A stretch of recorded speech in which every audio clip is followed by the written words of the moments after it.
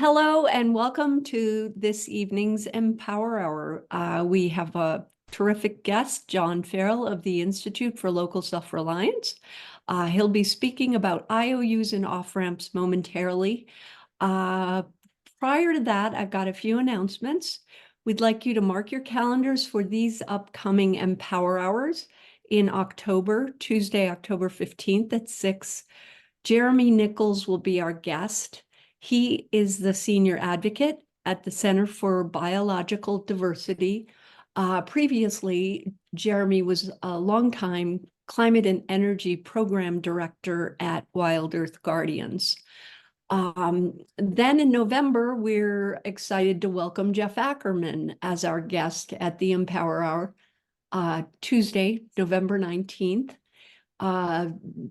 Ackerman was the former chair of the Colorado Public Utilities Commission, and we will hear his view from the inside and hopefully some thoughts on how citizen impact can be magnified at the PUC. And now I will read the land acknowledgement. We acknowledge with respect as non-native people that the land on which we stand, live, and learn is the traditional territory of the Ute, Cheyenne, and Arapaho peoples. We also recognize the 48 contemporary tribal nations that are historically tied to the lands that make up the state of Colorado. We honor elders past, present, and future, and those who have stewarded this land throughout generations. We also recognize that our government, academic, and cultural institutions, and our nation itself were founded upon and continue to enact exclusions and erasures of Indigenous peoples. May this acknowledgement demonstrate a commitment to working to dismantle ongoing legacies of settler colonialism, oppression, and inequities, and to recognize the hundreds of Indigenous nations who continue to resist, live, create, and uphold their sacred relations across their lands. Let us seek to understand what it means to be in right relationship today with the traditional stewards of this land and with this land itself and all the creatures that inhabit it. I want to welcome John Farrell, our speaker tonight. He's with the Institute of Local Self-Reliance. He's known as the guru of distributed energy and a leading authority on the downside of investor-owned utilities. We've asked John to touch on Boulder's 2025 off-ramp, where we have an option basically to exit the Xcel franchise. And we hope he'll talk a little bit about what taking that off-ramp might offer in the way of opportunities for local control and cleaner power. Among other publications, John is the author of the ILSR report, What the Monopoly Utility Model Really Costs Us, which was published in May of 2024. Thank you again, John, for joining us tonight. Oh, thank you so much for having me, Mary. It's a pleasure to be back. Boulder and the activists and advocates there have been an inspiration to me in my work for a long time, and led to a lot of the research that I've done on what the opportunities are for communities. And I feel like this is also an interesting follow-up. I joined you, I think, 2 or 3 years ago, kind of right on the heels of the renewal of the franchise to talk about the opportunities. And so it's interesting to come back and kind of check in on, well, what happened and have things turned out the way we might have hoped. So the title of this is a lot about what I like to think of as leveraging energy options. It plays on a campaign I was involved with in Minneapolis, Minnesota, called Minneapolis Energy Options, where we were debating and discussing much the same kinds of issues that Boulder is facing now about the relationship with the incumbent monopoly utility and the cost or opportunities that come with that. So I'm going to give you a spoiler alert. The franchise is about the best leverage you've got as a city in terms of what you want to do to move a utility.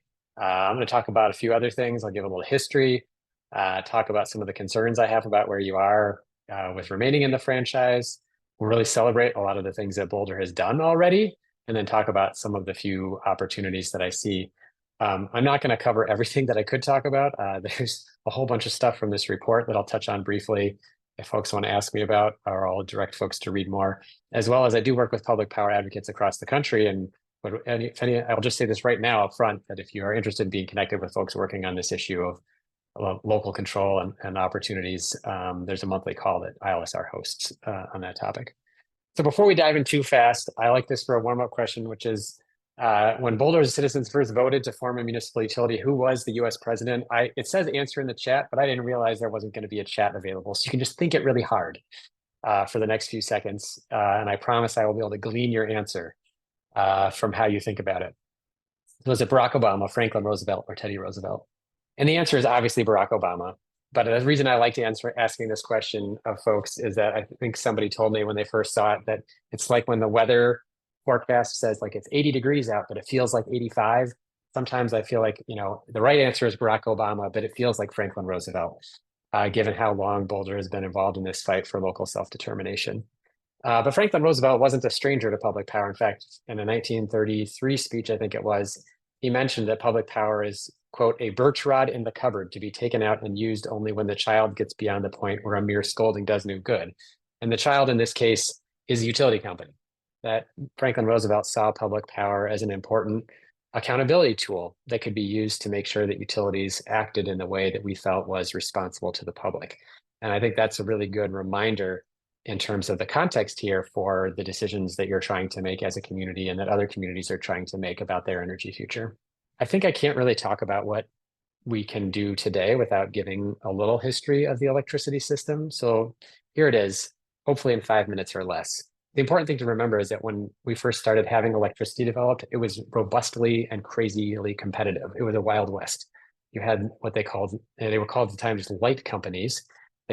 Had power plants that could power like 200 light bulbs or 400 light bulbs or 1,000 light bulbs, and they're out there bringing wires to whatever customers that they can get, offering electricity service for the first time. And it was intense and challenging to make a profit, and of course, extremely duplicative when you have lots of sets of wires potentially running here and there and everywhere without having one connected grid, which we know has a significant benefit. And this fellow, Samuel Insull, who was the right-hand man to Thomas Edison and his early utility companies, recognized early on that competition is actually no fun. If you want to make money, you do it without competition. So Samuel Insull recognized that protection in the form of regulation from competition was actually what would benefit utilities the most. And I think what's really important to understand here is that utility companies, the private companies that first emerged to serve communities with electricity, did not just want protection from each other because they were fighting tooth and nail for customers. They wanted protection from the public because cities were recognizing that this was an essential public service, and they were taking over utilities using their powers of eminent domain, which might sound familiar, in order to protect the right of the public to have this service at an affordable rate and to have universal access. So instead, what happened, and it's not to say that there were no public utilities, because over 2,000 cities across the country have public utilities. But what happened in most cases is that states created state public service or public utilities commissions, state regulators in the early 1900s, and that in concert with that, they created monopoly service territories so that each utility would serve a designated area. That would be the only utility, the exclusive utility to serve that area. And in exchange, the Public Regulation Commission, Public Service Commission would oversee that utility and make sure that its rates were reasonable. And the trade-off, of course, was that then you will be a customer of that utility. There was no other option. And the promise remains to be filled, I think, that the Public Service Commissions and Public Utilities Commissions will, in fact, manage to prioritize the public interest. To some degree, though, things worked out pretty well. This is a chart of the electricity price adjusted for inflation between 1920 and 1972. And as you can see, especially in the early decades of electricity service, this model worked really well to drive down costs. Prices rose again with a significant growth in our economy in kind of the middle part of the 20th century. And then we're even falling again into the 60s as utilities learned to be more efficient at both making and delivering electricity. The thing that we don't talk about or don't capture on that chart, of course, is that that came out of a high cost in many different ways. Health costs from asthma and other pollutants, rising global temperatures from climate change, and of course, the disproportionate impact on people of color. So I don't mean to overdo or overstate the benefits of that system in terms of what it delivered to us, but it did at least make electricity broadly affordable and provided it to just about everybody, especially thanks to the federal government for stepping in and making sure that rural areas with cooperatives would have electricity service. But there are some lingering issues from that utility system. And one of them is that utilities continue to make, the for-profit utilities continue to make outsized profits on their capital invested. So if you're not familiar already, monopoly utilities make money in this country almost universally by building things and investing their own capital and getting a guaranteed rate of return from that public service commission that's supposed to oversee them.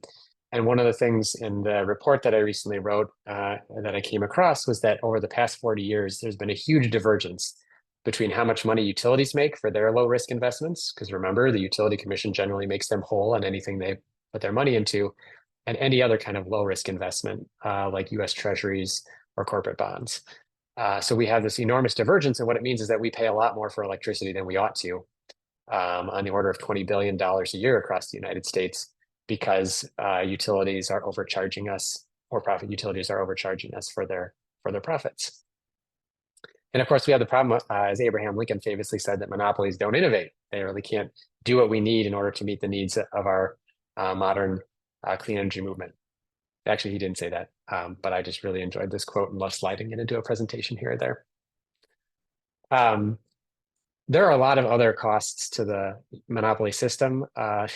In the report subtitle, it says the hidden costs of electric utility monopoly power. I imagine for many of you on this call, they aren't so hidden to you, but I talk in the report about the climate impacts, the health impacts, affordability, the equity impacts, and of course, the cost in our politics. And I even talk about this issue of a vicious cycle where utilities have captive customers, they pad their profits for a big return for shareholders, they pour those profits into political activity that protects their monopoly power, and then they use that monopoly power to prevent their competitors from getting a leg hold, whether that's public entities like cities that might want to take over, or whether that's competitors like rooftop solar providers that want to provide a service directly to customers, but that threaten the utility business model. Since I'm talking about my own research, which this is a report that Mary kindly mentioned at the outset that was published at the end of May and early June, I'll just briefly give an introduction to the Institute for Local Self-Reliance. This kind of work is bread and butter to us. We are all about building local power to fight corporate control over the economy. We work nationally, we do research and advocacy, and the purpose of our energy democracy initiative that I lead is to give communities more decision-making power over their energy future. You can hear more from me on the Local Energy Rules podcast, which I host, which is published every 2 weeks and has over 200 episodes. I'm also still on Twitter, despite Elon Musk, because I find many other good people there, even if I have to block a number of crazies these days. So, given that kind of history of how we got into this place, and I want to talk a little bit about the impressive progress that Boulder has already made, because I think it's worth celebrating that this is a community that's already really taken the reins as much as it can in order to get progress on climate and clean energy, before we dive into what more could possibly be done or how else can cities take action. So I just want to flag a few things that Boulder has already done as a leader, whether it was being early on to require commercial buildings to go through inspections for their energy use and to make sure that they're doing upgrades to make buildings more efficient or to invest in clean energy. You had community bulk discount programs that were offering people a way to buy electric vehicles, I think even e-bikes with the county, other clean energy options for the community. Boulder was a leader in taxing its own citizens to pay for investments in climate. In fact, it was probably one of the first cities, and there were other cities that followed suit: Seattle, Portland, Minneapolis, and there's a handful of others that have since said, hey, you know what, this is a priority for our community, and we should raise revenue to make sure that we're investing directly in this. I know that for certain that Minneapolis is their Climate Legacy Initiative, which is what they're calling it now, which comes from our franchise fee, interestingly enough, came directly from the inspiration that Boulder provided in terms of the way that it raised its funds. And it's going to be putting $10 million a year now into clean energy investments in Minneapolis. So I think it's important to understand that Boulder didn't just do things for itself, but was inspiring others. You have local input. Even if this partnership isn't turning out the way that you hoped, it is meaning that Xcel leadership has to sit down with City of Boulder leadership and at least negotiate, whether that's through the franchise agreement itself or through the partnership and efforts to develop programs that would actually meet the city's goals for climate change. And that's one of the things that I celebrate in Minneapolis as well, is that um, we had so much more engagement about climate and energy than when we could only talk about it as something that you would lobby your state legislator for or lobby the federal government for. It's also no coincidence that Xcel Energy was the first investor-owned utility to pledge to be 100% carbon-free with its electricity service by 2050, not just because of Boulder here in Colorado, inspiring folks, but in my state and in Minnesota, Minneapolis also battled with Xcel over its franchise agreement and its climate goals in 2013 and 2014. Minnesota and Colorado are two of the biggest areas that Xcel serves. And I think that very much drove that utility to both have to wrestle with its clean energy commitments and then realize, hey, we actually can make this commitment. Now, we'll see if they live up to it. 2050 is a long time away and not as soon as we need it to be. But I don't think it's a coincidence that Xcel Energy saw that it needed to lay claim to making a commitment like that. And I think I mentioned this before when I mentioned Minneapolis, but there are a dozen communities across the country, and even more now that I'm aware of, that I didn't add to this map in many different states that have been inspired to consider this idea of public power or municipalization or just leveraging the authority that they have locally because of what Boulder was doing. That, there was this domino effect as people were inspired by the actions that were taken in Boulder to consider how they too could look at this issue of energy self-reliance. And of course, you set a really ambitious goal and you got the utility at least to ostensibly agree to it of 100% renewable electricity by 2030. And I think it's also really important that you left the options open in the franchise contract. So this is some snapshots taken from when the franchise contract was agreed to, and with the benchmarks that Xcel Energy benchmark years for the different requirements, and then the requirements that Xcel needed to meet. Now it says target for most of these. The requirement is only in 2030. But I think it's really important to recognize that this was a big win to make clear off ramps in your franchise agreement. It was one of the things that we also negotiated for in Minneapolis for a 5-year off ramp and a 10-year franchise agreement.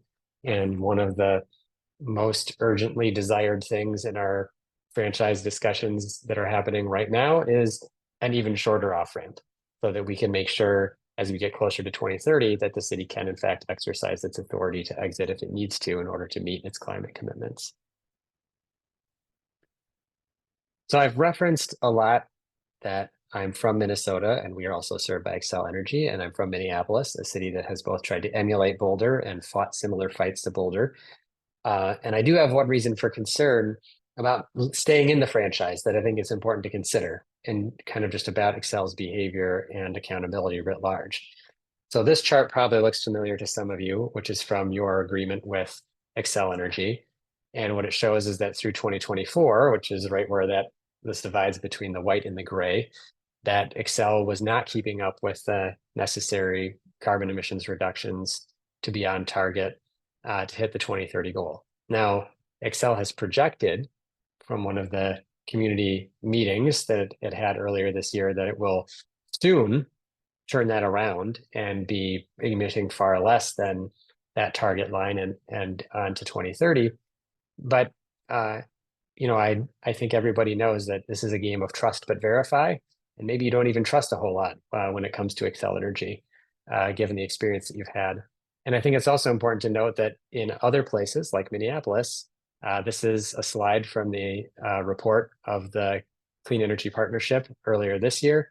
And it's red because we are not on track to meet our goal of 100% renewable electricity by 2030 either. And so it'll be interesting to see if Xcel, I haven't seen projections from Xcel in Minnesota because I don't think they actually intend to provide 100% renewable electricity by 2030.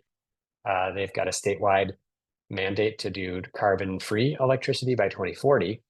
but that's obviously 10 years past the goal that the city has. So I think if you are looking at the situation that Boulder is in now with its franchise agreement, it is a good time to be saying, what leverage do we have and what can we do differently? Because there is evidence from other places that Xcel serves that just having this kind of partnership agreement is not enough to actually guarantee the utility will perform. So, what leverage do you have? I've got four things to talk about. And I just want to warn you at the outset that some of these, I gave away the game at the beginning. The franchise is probably the best leverage that you have as a city. There are other things you can do, but let's not kid ourselves. The fact that the city has the ability to end the franchise and to use its power of eminent domain to take over is a huge lift, and yet it still represents the most powerful tool that the city retains. That doesn't mean you can't do anything else. I do want to talk about some other things. The first one is just, intervening at a public utilities commission or public service commission. One of the things that Minneapolis did in light of its partnership agreement, which wasn't part of its deal with Xcel, but was simply something the city decided to do, was it hired a full-time staff person to do intervention at the utilities commission on behalf of the city. If I'm not mistaken, Boulder has actually done something similar. So I don't think this is a novel suggestion, but I think it's worth pointing out that my observation as someone who also does regulatory work in Minnesota has been that it has been effective, that we have seen the commission cite the city's comments and participation in the decisions that they've made about policy that applies to Xcel Energy. I don't think it's been as successful at driving, say, renewable energy adoption writ large, but what it has done is made sure that the commitments that Xcel has made have had to incorporate more advantages for low-income participation, which have been one of the key areas of interest for the city of Minneapolis. So this is not a substitute for being in control of your own utility and being able to tell it what to do, but we do have some intervention power, and the degree to which there's professional staff from the city that's able to take the time to really participate deeply in those dockets, just like the utility does on your dime, really can make a difference.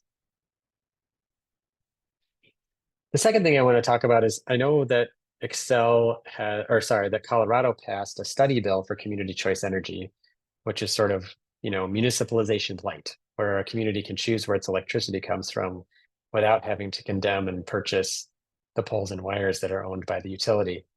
I recognize that you don't have the legal authority to do that, but I thought I would just mention this example that I thought was very interesting, which is that in Utah, Rocky Mountain Power agreed to provide a 100% net renewable electricity service to these communities representing about 1/3 of Utah's population. So unlike community choice energy in its typical form, where you're allowed to buy electricity from someone other than the utility, this was a negotiated agreement where the utility would provide a sort of premium service to these cities, and then a different service to communities that did not opt into it. I will just confess that I think the danger here is that you might not get actual greenhouse gas emission reductions across the state, because what you can do if you're the utility in this case is you can say, oh, well, I'm going to push all the clean energy that we produce and say that it serves these communities and these counties and cities. And then the rest of it's just going to be a little bit dirtier because I'm not necessarily committed to that. And I think that particularly matters because if I recall correctly, Utah doesn't have any state clean energy mandates that would prevent the utility from doing that kind of, moving the shells around in a little shell game. With Colorado and Minnesota both having better statewide clean energy legislation, that might be avoidable. Or it could even be negotiated to say, oh, well, we want 100% clean electricity for Boulder, but we don't want it to come at the expense of your commitments on clean energy. You can't just use something you've already got, that you have to build new. I imagine this has already been on the table before, that it's not novel, but I think it's worth noting that this did happen in Utah and also Milwaukee, Oregon, which is different from Milwaukee, Wisconsin, and spelled differently too, as I learned, which is a suburb of Portland, also did a similar kind of agreement with its investor-owned utility, I think Portland General Electric. So it's not impossible to find that kind of option. In fact, if you're stuck in the franchise agreement, maybe this is one of those things that you could agree to, that Xcel could agree to reach that 100%. renewable electricity commitment. The third option, of course, is that you can end the franchise. And I want to just highlight this, and it's not my prettiest slide. The trade-off, of course, is that your franchise fee is somewhere close to $5 million a year. Previously, Boulder had its occupation tax to recover that revenue, so it probably has a way to recover it. The thing that I want to point out, though, is that there is a cost to the utility. The negotiated agreement here is that the utility has the right to use public right-of-way. In Minneapolis, at least, that meant that it didn't always have to pull permits or had an expedited permit process in order to do the installation of infrastructure. Just full confession here, this is actually our gas utility doing work at a park near my house. But the principle is the same, that when you're using public right-of-way, if you're repairing poles and wires, which in some cases may be underground, that the utility would be on the hook for working with the city like any other contractor to access its infrastructure in order to deliver that service. And that is a big inconvenience for the utility to not have kind of an expedited review process that would be part of the franchise. And that does give the city leverage. City council members of Minneapolis expressed that that was definitely something the utility was concerned about in their past negotiations. I don't know exactly what you can get with it, but I do want to say it's a lever that I've heard of, and you never know.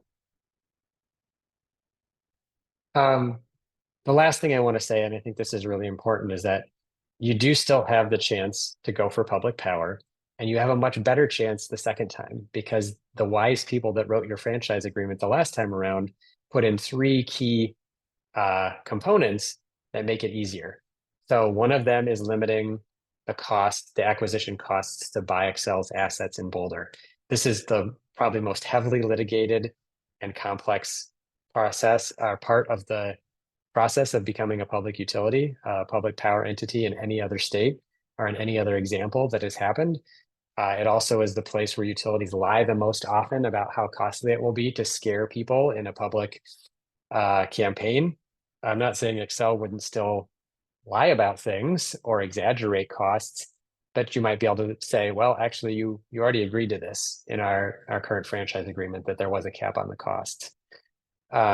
As part of that, there's an agreement on who pays for what.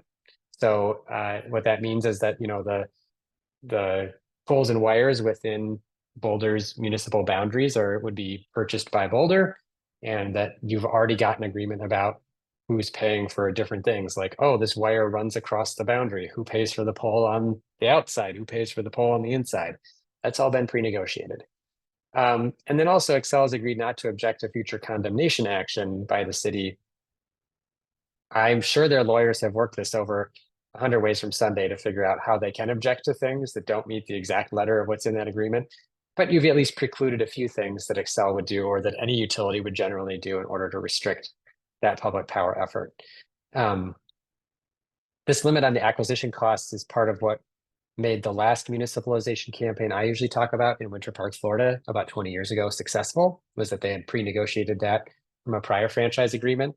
And it's definitely something that's been of strong interest to a lot of public power advocates in other communities that are negotiating as well, is to say to themselves, well, we might not be able to win a municipalization ballot campaign today, but if we can get this in the franchise now, and if we can get a franchise agreement with some off-ramps, we can set ourselves up for success in a few years from now.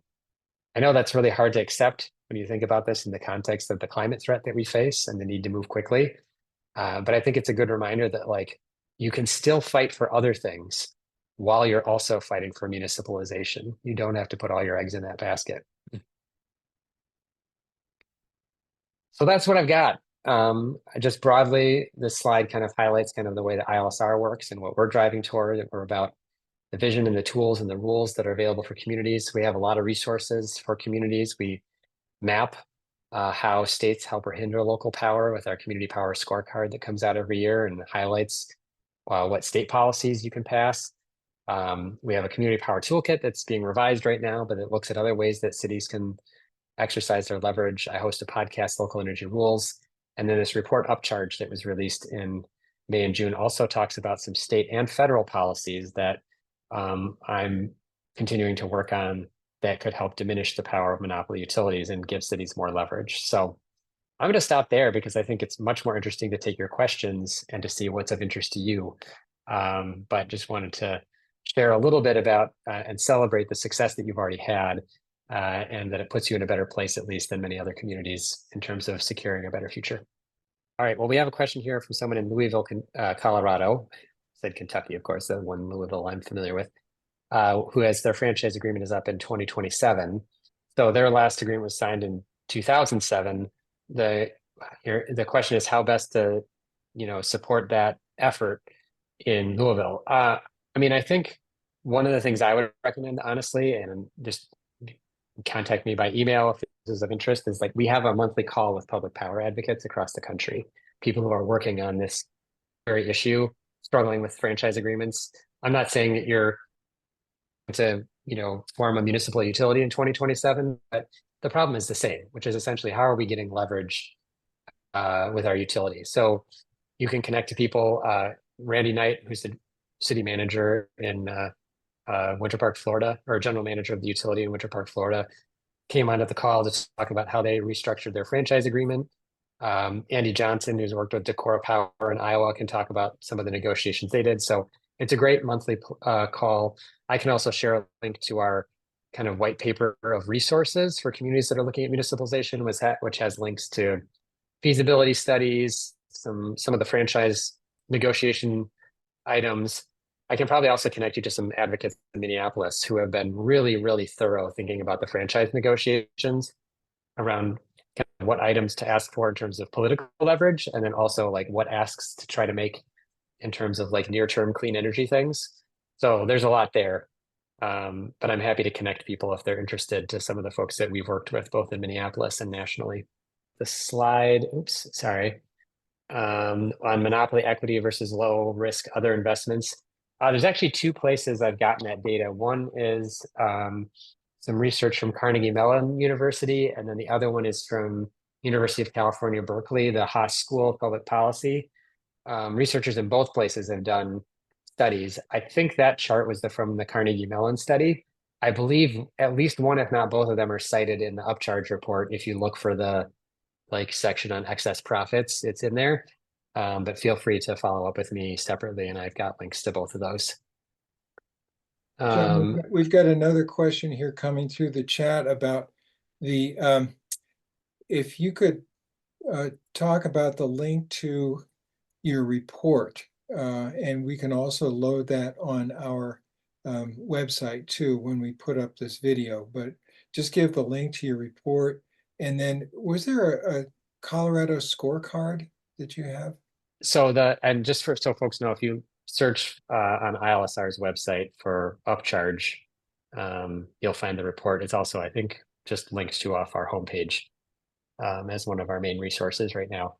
The scorecard that I mentioned is it's an annual scorecard of all 50 states.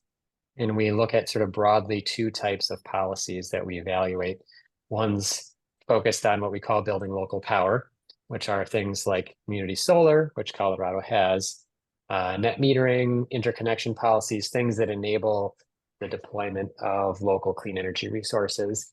And then the second half of the scorecard focuses on what we call utility accountability policies, which are restrictions on the ability of the utility to use its political power to get its own way at the expense of the public. So we evaluate both sides. That one was in some ways actually inspired by some work by Senator Steve Fenberg and others across the country who have been working on utility accountability policies or passing them. I don't think that Colorado got a perfect score, but it certainly did better than many other states because of those efforts. And that community power scorecard, as we call it, is available on ILSR's website for free. And you can look up Colorado specifically. And a question about the source of the graph. I think I already maybe answered that one about monopoly equity. And if you were looking for the one about like electricity prices, it came from two different places, and follow up with me over email, Leslie. Happy to help out with any sourcing of that. Let me talk about Pueblo. So Black Hills is the expensive investor-owned utility, and looks like they've got a rate increase planned. It's interesting that Pueblo comes up. I think I've done interviews with folks from Pueblo twice on local energy rules about previous efforts to municipalize. what can I say about this? There's no quick path to municipalization. I wish I could say that there was. Certainly the efforts that Boulder has taken in its franchise agreement to kind of pre-negotiate some of the key elements of a public power takeover are really important. But I think you have to be prepared that any public power effort is going to take years, because unfortunately there are just so many decision points about the cost of the system, the boundaries of the system, the infrastructure, et cetera. And the utility is going to litigate every single one of those. And because they have so much money to do that, it's going to be a big challenge. And they're also going to fight you in the public when you have to go out for your ballot measure. I mean, just look at Boulder. You won 3 different ballot measures. Then finally in 2020, people were like, oh, this is exhausting and it's a COVID year. We'd rather just sign a franchise agreement and hope for the best. So I never want people to think that this is easy to do. But I do think the important lesson from Boulder, and I will say this to anybody who talks about public power, is that trying often gets you a lot. Like you don't get nothing even if you lose the ballot initiative to get there, because you tend to motivate change. So as was mentioned by the person who asked this question, Black Hills has a plan to add 400 megawatts of renewables and batteries, which are forecast to lower costs. Probably wouldn't have done that unless it was at least in part because of the efforts by previous organizers in Pueblo to organize a municipalization campaign. Let's see here. We got a question about a 21st century model of the utility system. Yeah, so to give away the game on my report about whether I think utilities, the incumbent monopoly utilities can get there, that fake quote of Abraham Lincoln about monopolies innovating represents pretty closely my belief that I don't think the utilities that we have are the ones to get us through to a system that is resilient to climate change, that produces clean electricity, et cetera, in a way that's also affordable. The problem is that our system is structured right now for utilities get paid for building things. Their investors get a return for their capital invested. So that means that utilities see building things as the solution to anything. And in many cases when building things is not. And a great example is the big conversations we're having about transmission right now. Do we need some transmission to interconnect regions of the grid across the country? Probably, if we want to balance renewable energy supply and energy demand across big regions when we have solar and wind as our primary resources. But one of the reasons we lack capacity on the transmission system is because utilities haven't wanted to build it unless it's been profitable for them, and because utilities don't invest in other things that get us transmission system capacity, like alternatives. So for example, if you Google grid enhancing technologies, you will probably find a lot of good podcasts about it, but they are technologies that expand capacity on the transmission system without requiring huge upfront capital investments. And guess what? Because utilities don't make big profits doing that, they haven't done those either. And so we have the same problem with all the kinds of things that we want to see happen. And unfortunately, the evidence is that probably our cleanest, most resilient, most affordable, most equitable system is going to be one that has lots of little distributed resources all over it. Rooftop solar, community solar, batteries in basements, controllable electric water heaters, all this kind of stuff. And not only are utilities bad at building that kind of stuff because they're used to building big things and not small things, they have no experience at all managing hundreds, thousands, millions of different devices on the grid. That's the kind of thing that like Google or Amazon might do. It's not something that Xcel Energy knows how to do.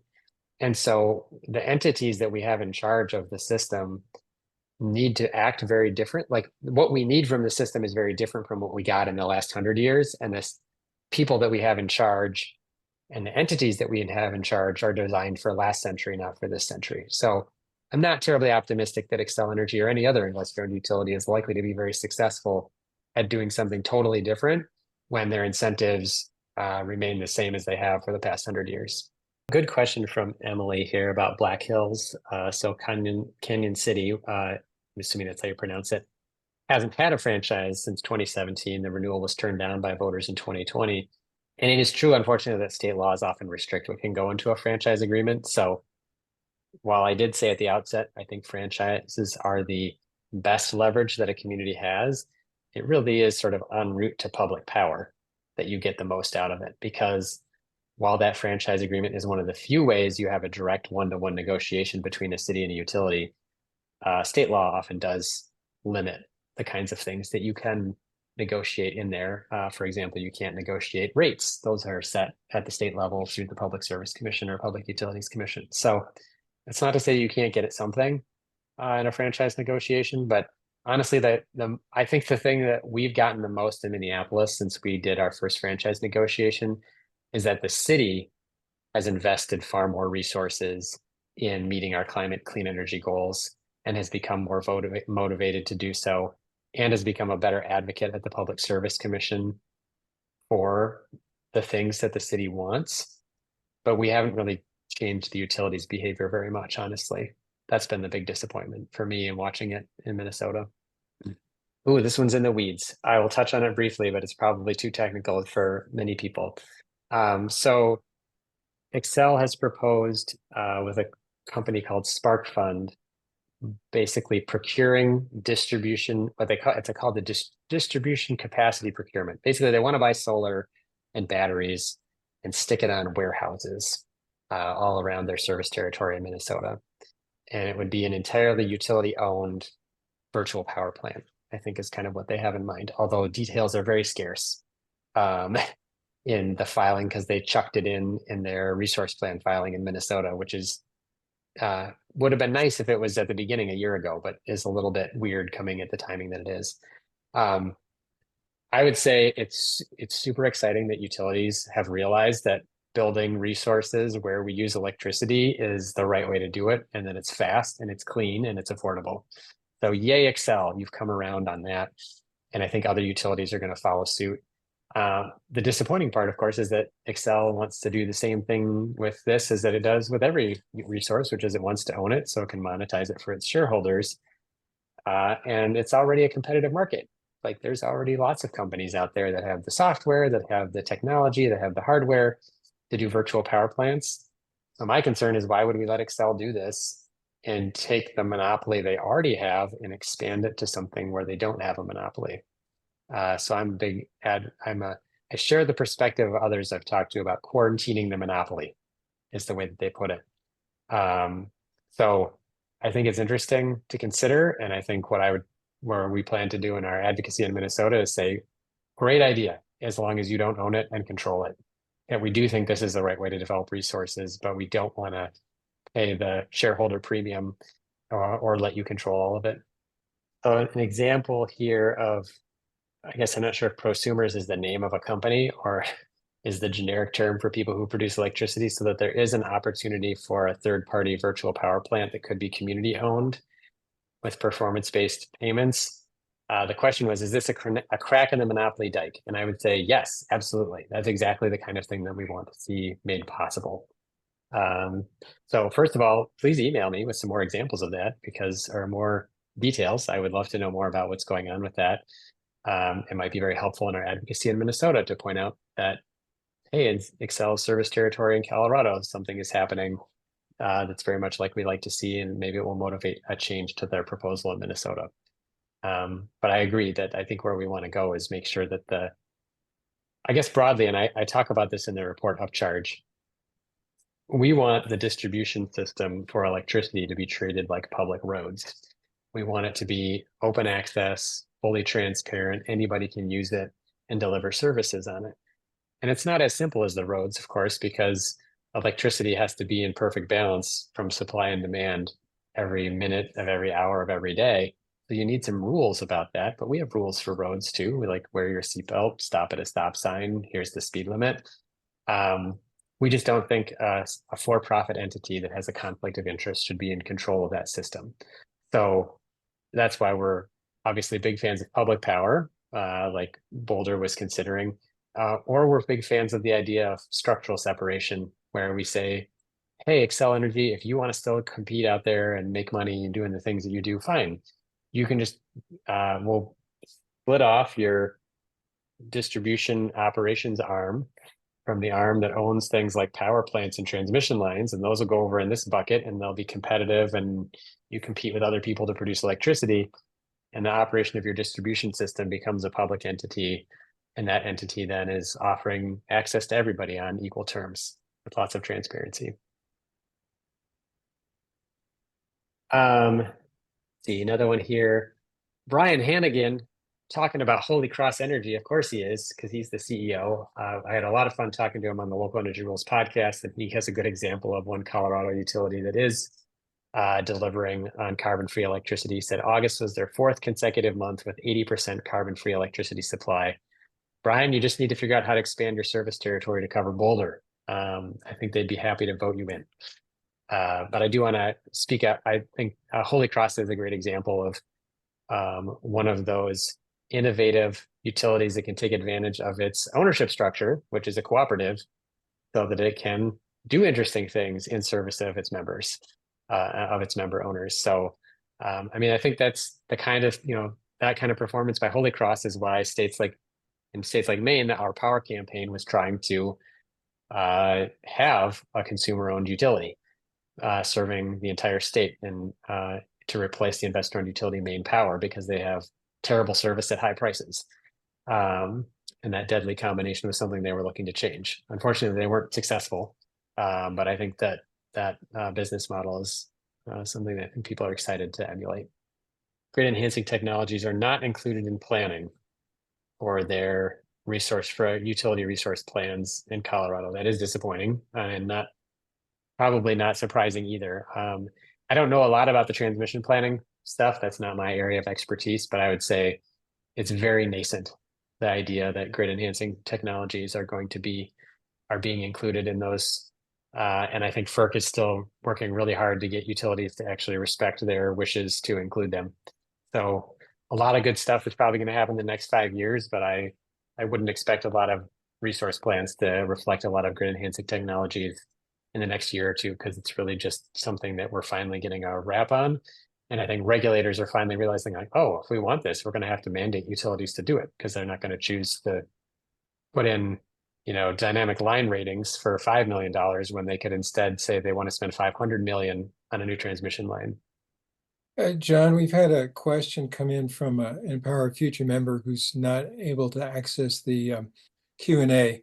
And this is, we have heard from the city of Boulder, that there are concerns that there is a potential threat that Xcel might not be as cooperative in coordinating work with the city, such as foot dragging on applications, follow through with delivery on projects, distribution system upgrades and modifications if Boulder goes out of franchise. Your presentation gave us a different perspective on this. Do you have any comments? And do you know whether is there legislation for fairness across franchised and non-franchised communities? Oh, that's really interesting. There's a lot, I know that there's already baked into public utility regulatory law this sort of notion of non-discrimination across customer classes. I don't know if a clever energy attorney could argue that a city is a customer in a way as a franchisee or as a holder of a franchise. I think that's kind of an interesting idea of asking for non-discriminatory behavior.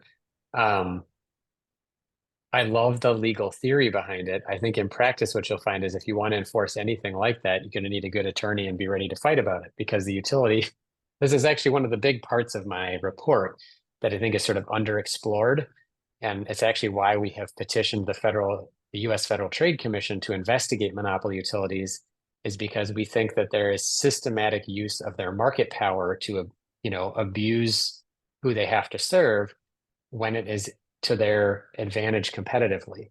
And so I think I would not be at all surprised for Xcel to drag its feet on things involving the city in the same way that they will drag their feet on issues around interconnection. When we have surveyed solar developers, for example, they'll say often that we don't complain publicly about the utility because we're concerned that it will then subsequently, mess with our interconnection requests, either inflating costs or dragging its feet or making it more complicated for us, because they're forced to deal with that.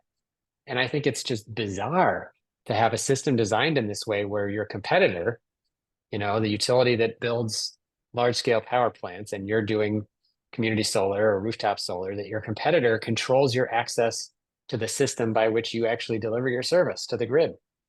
And that is a very real concern for cities as well, that because the utility is the only game in town, there is a very strong opportunity for abuse on behalf of the utility. And I would love to say that you don't have to worry about it, or that you ought to be able to be treated fairly.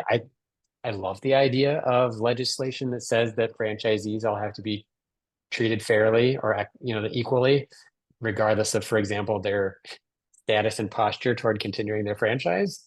I think that could be very interesting, and it frankly would help, even if you didn't pass the bill, would highlight that issue very plainly for people in terms of how that treatment could be discriminatory. Yeah, I wish I had more to say there. I mean, I feel like, that's yet another chalk mark on my very full chalkboard of ways that utilities can abuse their power. But I don't have a great solution for it, unfortunately, in so many ways that utilities are able to exercise their market power until we have better data about it, until we have regulators that actually want to police that kind of anti-competitive behavior, or until we have legislators willing to pass legislation to prohibit it. It's an uphill fight. But it's one of the many ways I think that we can pick a good fight. And frankly, I think it's that kind of legislation, like I said, helps to create the right narrative and conversation about why utilities are the problem. Ooh, question about performance-based regulation. I didn't realize I had a whole bunch of energy nerds on this call with us. This is fun. I hope it's fun for everybody else too. So questions about performance-based regulation, and then including rule changes about benefit cost analysis for like customer benefits and societal benefits. There are some interesting examples of states like Hawaii or New York or Illinois that are moving in this direction. In fact, Hawaii's system is, on paper at least, that the utility no longer makes money just by investing in capital, but only makes its money by meeting certain performance characteristics around clean energy, affordability, et cetera. I talk about this in my report, but in my mind, you have two equally pressing problems with the model of for-profit monopoly utilities. One is the incentive structure, which currently encourages them to invest in basically all the wrong things, large-scale stuff, capital only, not kind of like solutions or innovation. And then the second one is the political power that comes with being the incumbent monopoly. And the problem I have with performance-based regulation is it only solves one problem, if it even works at all. And any time that it seems like it might work out more in the customer's favor than the utility's favor, they're going to use that political power that they have to undercut it. And that's why I think we really need to be like, I'm not a impractical person. I'm happy to set a North Star of like the grid should be operated as a commons with like an independent operator, and to be willing to pass legislation in the interim that does other good things around performance or grid enhancing technologies or municipal power agencies. But I think we have to be really clear that you can't take a system that was essentially set up to protect for-profit companies from competition first, and then maybe make it work out well for customers second, and fix that when the incumbent then has so much political power over the people who make that choice to change the system. And I think the examples that we've seen, the extraordinary examples of abuse that we've seen by like First Energy in Ohio or Pacific Gas and Electric in California, and the fact that those utilities, in some cases, like First Energy, basically have gotten all their money. Like they've not even been charged more in fines than they stole through their corrupt legislation, or Pacific Gas and Electric that has gone bankrupt and yet is still the monopoly utility provider for Northern California. Like if we can't even hold those utilities accountable, I don't have a lot of hope that this system is fixable. And in fact, I don't think it can be fixed because it's not that it's broken, it's working exactly the way that the utilities wanted it to. Got a question here about a study. If you want to find this study, it's called Local Solar for All. It was a study by Chris Clack at Vibrant Clean Energy. So he was showing local solar costs falling to $1 per watt by 2028, and then being sold at much lower prices at wholesale. The question is, why do I prefer net metering over the vision in his study? I don't think we should ever sell rooftop solar at wholesale prices because it's much more valuable than that. If Amazon said, here's a package and it's at our warehouse 50 miles away out in the exurbs, and you had to drive and get it, you'd be pissed. You're like, that's not as nice as if they stick it on my doorstep. Like, we know local delivery is worth more. And that solar on my roof is worth a heck of a lot more than Xcel's solar that's out in the field connected to a transmission line. So I wouldn't say I prefer net metering per se over the idea of wholesale, like local solar selling in at wholesale, but I definitely think that one of the problems with the grid right now is this myth that you can compare the cost of utility scale solar to rooftop solar just on the cost to generate that electricity, like the upfront cost. I think that's a misnomer that's propagated by the utilities because they want people to not like rooftop solar and to perceive it as not as competitive, when in fact it very much is. So I think that study was really important because what it did say was, broadly, if we're going to decarbonize the US electric grid, we're going to save $500 billion if we make a lot more local energy as part of that. And I'm actually working with folks right now on a follow-up to that study that gets, I think, a little more detailed about if we maximize distributed energy resources like rooftop solar and batteries, how much better can we do it? In fact, not just can we save a bunch of money, but like, how much better can it be in terms of operations and other things. So yeah, I guess I would just say, I think it's really important to make sure that we recognize that distributed energy resources have a lot of different value. And I think you see that, frankly, let me just tie this back into kind of the whole issue in Boulder around the franchise agreement. I think Boulder and Minneapolis both have goals about local solar procurement, meeting their grid needs. And that's because it's not just the grid value of, hey, this stuff is produced right close to where we use it. It's jobs, it's financial benefits for people within the community. It's, economic development. It's all of these things. It's resilience when it's paired with batteries. When the power goes out in the larger grid, when there's a public safety power shutoff because of wildfires. And so I think communities recognize much more clearly than our utility regulators do that there is a huge advantage in local energy production that is not priced appropriately into our system. Yeah. Okay, here's a question about Minneapolis and next steps and some of our negotiating asks. One of the things that we are trying to do in Minneapolis is very similar to what Boulder was setting out to do before, which is lots of off ramps, and also trying to tie those off ramps to performance beyond just carbon emissions. So things like reliability. Another thing we're trying to get is more granular data from the utility about its performance around reliability, like in certain areas. So we want to do it by zip code so that we can actually overlay it with demographic data and get a better idea of how well the utility is serving different communities within Minneapolis.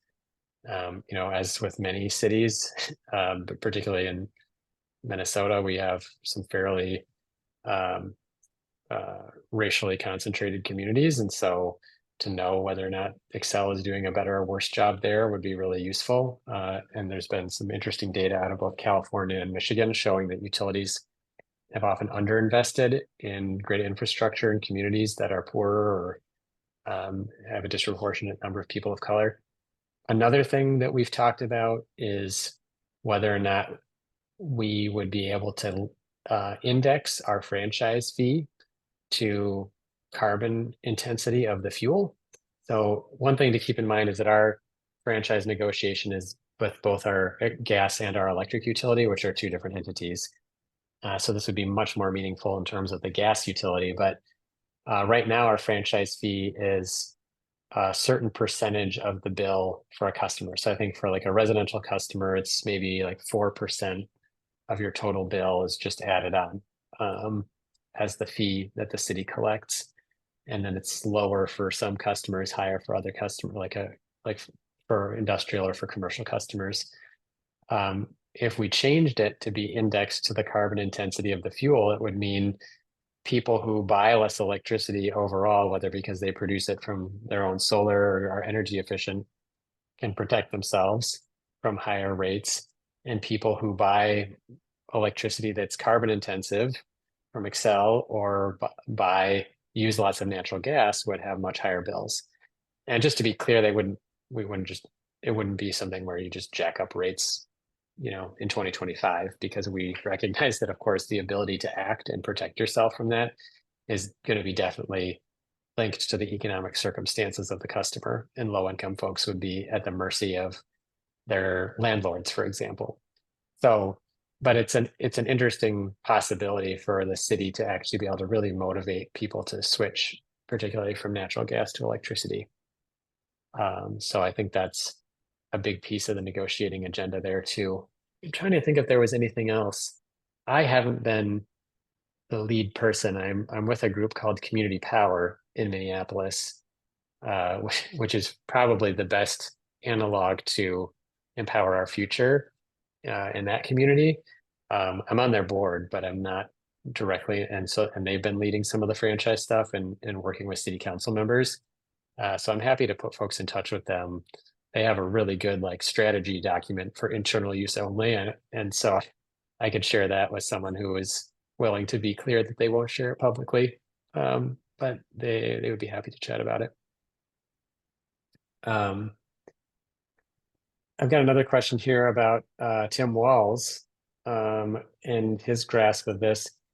I mean, I'll just say this: Tim Walls is lovely, and I do like him, much like I like many other progressive politicians in Minnesota. Most of the great clean energy policy that we passed in Minnesota was led by legislative champions and not by Governor Walz. I think he came out pretty clearly in favor of the 2040 carbon-free energy standard that we did pass, or carbon-free electricity standard, I should say. But he wasn't his thing. Our Speaker of the House, our House Majority Leader, and some others had really been the champions of that kind of policy for many, many years and set the table for it. He was happy to sign it, but I never thought of him as a champion in that. And I guess the other thing to just point out that I think is important in Minnesota's context and in some other states as well is that there's a really strong link between the labor unions politically and the utility companies that has come out as, especially since our state has a trifecta of Democratic control in the House, Senate, and then the governor's mansion. It wasn't so evident as I think you can imagine it wouldn't be when Republicans had control of one or both houses of the legislature, because they generally don't respond well to unions. But what we found is unions are often, I think, rationally self-interested in jobs that come from their contracts with utilities, but also do a little bit of carrying the water for the utility politically on issues that might not be of specific benefit to the union, but are simply expedient for them in maintaining that good relationship. And I think Tim Walz is a very pro-union candidate, as you see with him and Harris and Biden. And I think that means he's probably not as open to the perspectives that I offer about how the grid should be run, because unions are generally not big fans of it either. Some unions, specifically the ones that are representing like the building trades and the pipe fitters and the IBEW that represent members who represent those utility employees. So the question here about Colorado's community-owned virtual power plant law, how it could maybe be incorporated into Boulder's franchise negotiations, like maybe some sort of locally owned virtual power plant.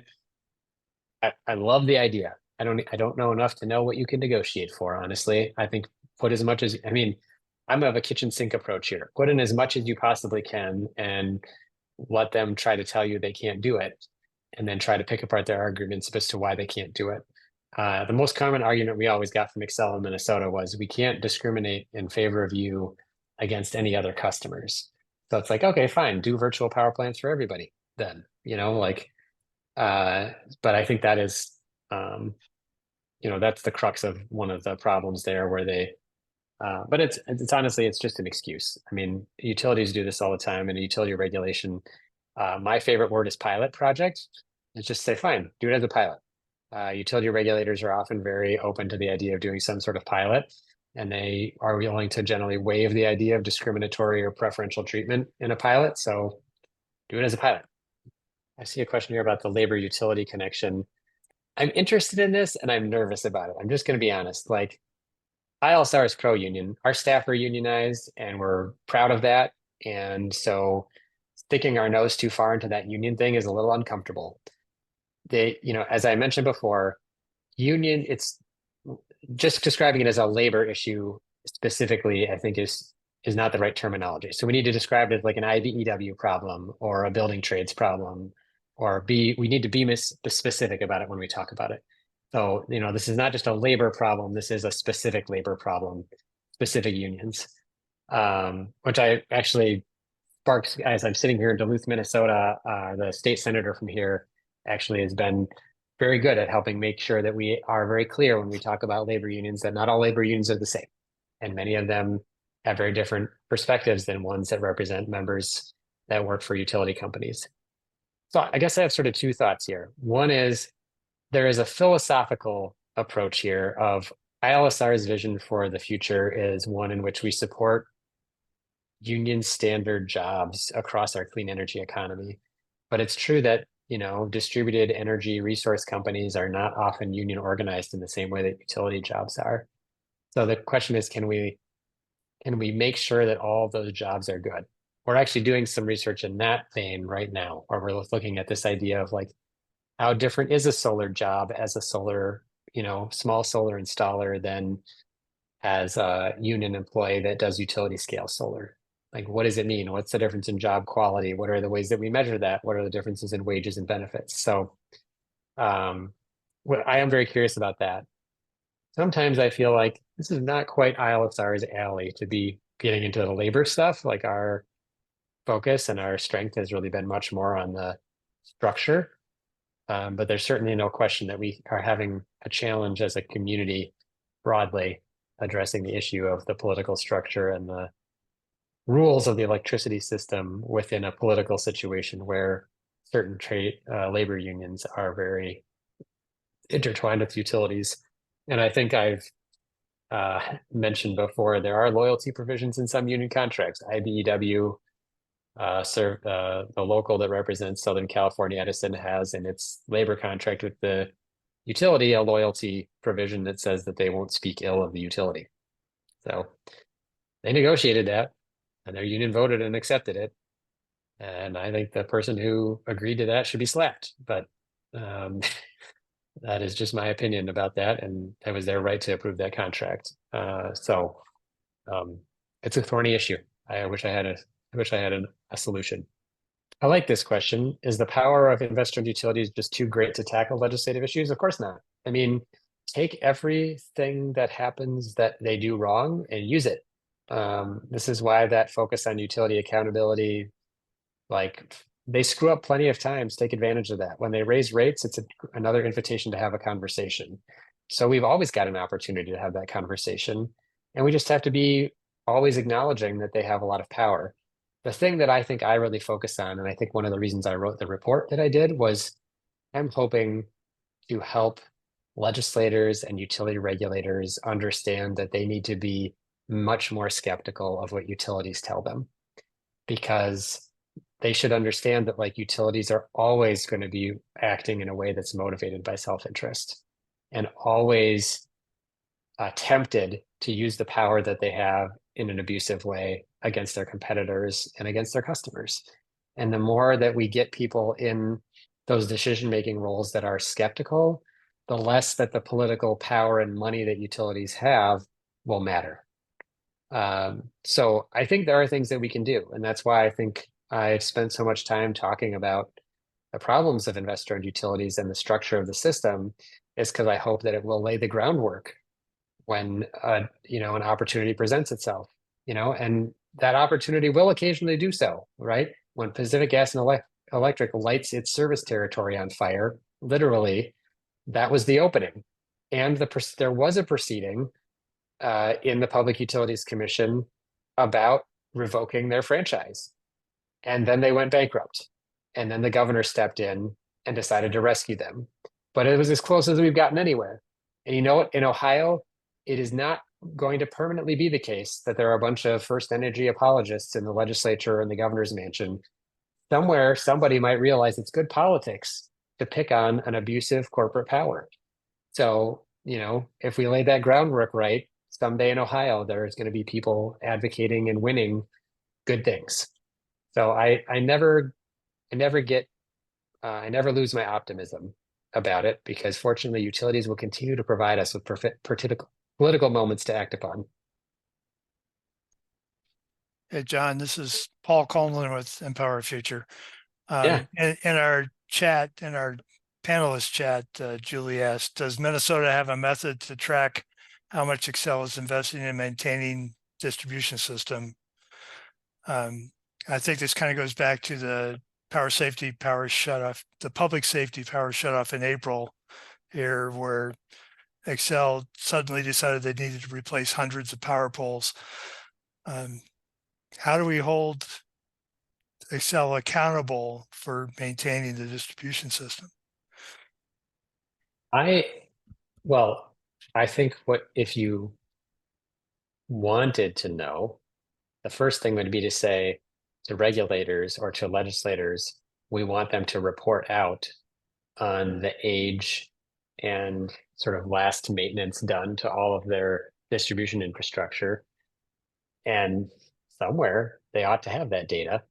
And these days it ought to all be in some sort of GIS file where you could like click, and like every single pole in the system should have a number and should say how old it is. And so you should be able to tell a lot of those things. You know, I know that process of sort of digitizing that data takes time, but like GIS has been around for a long time. I was using it in grad school, and I'm no spring chicken anymore. So like these things are very possible, and utilities haven't done it a lot of times because they haven't been required to report out on it, and they can be absolutely required to do that. And I think a great time to do it is right after they do something like this, where they're like, oh my God, we have to do this emergency replacement of poles. And you say, interesting. How about in exchange for the commission agreeing to allow you to recover costs from that investment and make a profit on it, presumably if it's an infrastructure investment, you will now report quarterly on the age of the distribution infrastructure in all these different places, you know, with details that will allow us to judge whether or not you're making sufficient investments. And I think that's a really good, it's a good hook in another way too, because when you look at like Pacific Gas and Electric, the reason I talk about them isn't just that their system, their infrastructure caused wildfires in an area, of course, that's prone to them because of climate change. It's because a judge found them negligent as having diverted money from maintenance to shareholder dividends. And that's the kind of thing that we can use then in these conversations in other places, and just say, we can't trust that the utility makes these investments. We know they don't make money on maintenance the way they make money on other things. And therefore we need them to actually verify that they're doing that. So I can't actually answer Julie's question about whether or not we have a methodical way to track Xcel's distribution expenditures. We do have a proceeding called integrated distribution planning that's meant to be forecasting how they will need to make investments to make sure that the electricity distribution system is kind of up to snuff for growth in like electric vehicles and whatnot. But even there, I don't think is keeping track at the level we're talking about of its distribution system. So I don't have a great example out there of that. What I would say though, just to add one other layer to this, is that the Energy Information Administration collects data from all electric distribution utilities across the country every year. They have a bunch of forms, like survey forms that they send out that they have to fill out. We petitioned them last year because one of the things they used to collect was information on how long it takes to do interconnection of like a solar array and how much it costs. And at some point they stopped collecting that. And the suspicious part of my personality says, I wonder why they stopped collecting that data. And we've asked them to resume doing it. So one thing to keep in mind is if there's data like that that you think would be really useful and that you think actually could be reported to a federal agency instead of just a state agency, one of the things, the powers of that is the ability then to compare between utilities. How much is being invested in distribution infrastructure. And it helps us to pick out who are the bad actors potentially, or who is doing something that's sort of, outside the norm in a way that might give us ideas about problems. So just wanted to make a plug for that. The Solar Energy Industries Association worked with us on those comments, and I think we'll probably be intervening again the next time that comes up. Let's see. Yeah, trouble with distributed energy is that you have to do the work for less in order to compete with fossil fuels. You're also competing with the utility, margins are thin, and union pay scale will be challenging. For sure. I mean, I think I'll just give one example of what has complicated things in Minnesota is that we have some sort of regulation that says that on site for any solar installation, you have to have like one master electrician for every 2 other employees or something like that. And the idea, I think, was to protect those electrician jobs. And that ratio makes it very hard to keep labor costs competitive with other sources of electricity, and tends to then bias toward paying a master electrician very handsomely and then paying other people not as handsomely. And of course, master electricians are disproportionately white folks or white guys. So there are complications in making things work out in a way that's fair for everybody, for sure. It doesn't hurt too that we also have really high soft costs for distributed energy resources because we have very inconsistent permitting requirements across different jurisdictions and other rules like that. Things that are being worked on, but like through programs like NREL's Solar App Plus for on-site permitting. But there are definitely a lot of other factors at play too, that are making it challenging for us to do it as cost effectively as we can. Does Xcel have anything to do with why installing solar is so expensive? Probably. I don't have the receipts, but let's just keep in mind, Xcel is responsible for the interconnection process. They are involved in whatever kinds of like metering requirements or safety shutoffs or other things that can be required as part of a solar installation. There are cost allocation questions if a distribution line requires some upgrades in order to incorporate solar, especially like community scale solar. And there's also examples of when, in terms of the sequencing of interconnection, I actually talked to a Colorado Public Radio reporter this morning about this, but that, if the utility says, oh, well, 3 projects all going to connect to the same distribution line, and we're going to only review them in the order that they applied, well, now it might be because a formal study takes 6 months that 3rd project is now 12 months before the project even gets looked at. And you can imagine the friction that creates with the potential customer, as well as the challenge of financing the hardware that you want to install when you have to wait that long. So there are a lot of ways that Xcel can impact the cost of solar. It's not all their fault. Like I said before, cities are in charge of permitting, and permitting can be complicated. I know there are some solar installers I talked to who literally had an entire full-time person whose job was just to go around and pull permits for all their projects, some of which had to be done in person on paper. So it's getting better, but utilities are to blame for a lot, but not for everything. That's the nicest thing I'll say the whole time. A question about community choice energy being bad for solar.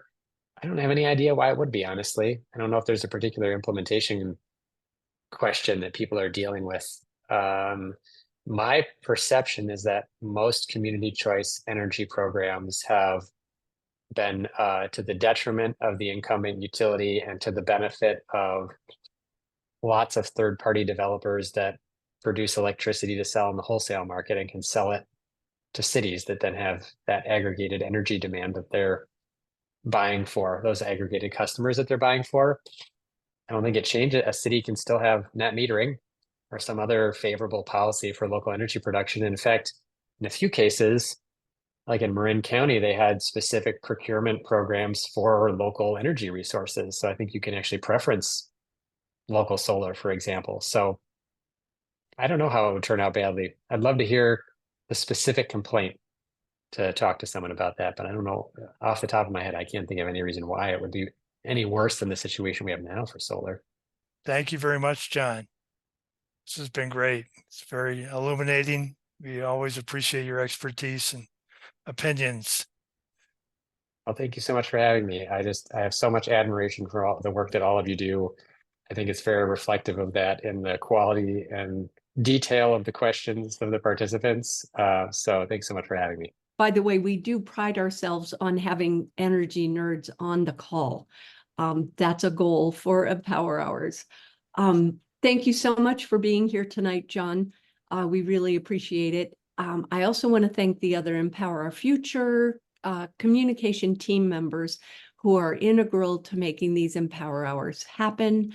They are Paul Cullen, Chris Hoffman, Steve Whitaker, and Julie Zonizer. Yeah, thanks and good luck sticking with all your hard work. I'll see what I can do. Take care, everyone.